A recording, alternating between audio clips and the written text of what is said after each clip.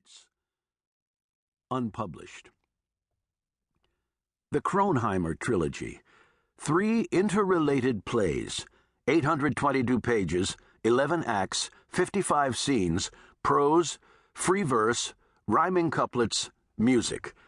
A Catholic choir director, composer, struggles with faith, love, family, and cancer of the tongue over a 50-year span. Many of the 126 characters can be doubled up. Hand-carried to every theater in the Guide to New York Playwriting Handbook. Hand-carried back to Steven Kearney's apartment. Turndown Man. A novel. 15 poem chants. 1,211 pages. A man is kidnapped in Botswana, Africa, and remains a prisoner for 10 years. He becomes spiritually entwined with the ancient soul of a shipwrecked Carthaginian sailor. After he is freed, he goes to live with his brother, then becomes a movie star and loses his ability to conduct souls. An allegory. Completed January 1984 while recuperating from concussion, received falling 3 stories with wheelbarrow on a construction site in Queens. Unpublished. New revisions and additional poem chants brings current version to 1,722 pages. Unpublished.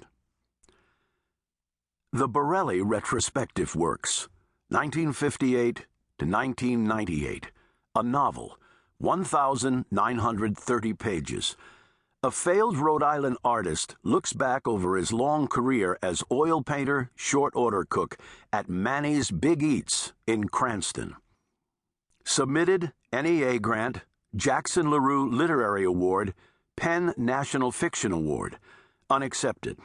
After 22 letters, scripts, except NEA, returned. Reworked to fully shape and clarify the characters in chapters 40 through 47, where the early paintings are mysteriously eaten by a young admirer. Submitted, Rhode Island State Council on the Arts.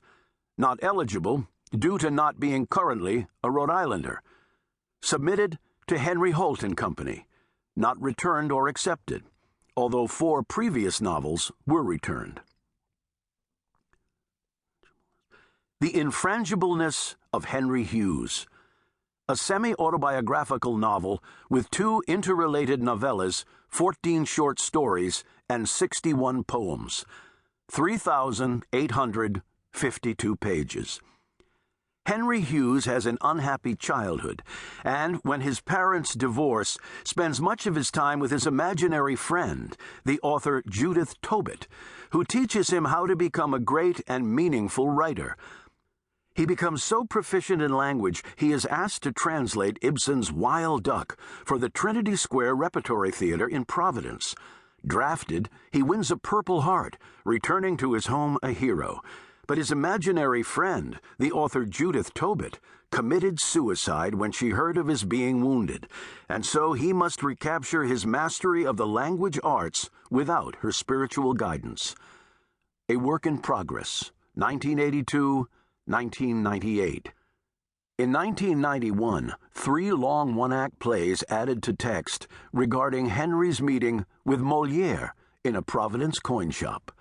Currently, 4,172 pages. Chapter 1. The taxi grazed him, turned him, and left him face down in a pool of dirty water. The driver stepped out, realized that no one had witnessed the accident, and drove off. It was after 10 in the evening, but seemed later. Steven Kearney rolled slowly onto his back and pushed himself into a sitting position. A fine mist came. April had been a cold month. Earlier that day it had snowed. Steven couldn't remember the last time he'd seen an April snow. He also could not remember what day it was. A young couple walked wide of him. He tried to say something to them, but his words were slurred, and a smile spread across his fat, red face. For 10 minutes he sat in the puddle. He remembered his 2 black garbage bags and spotted them on the edge of the sidewalk. He could feel a throb.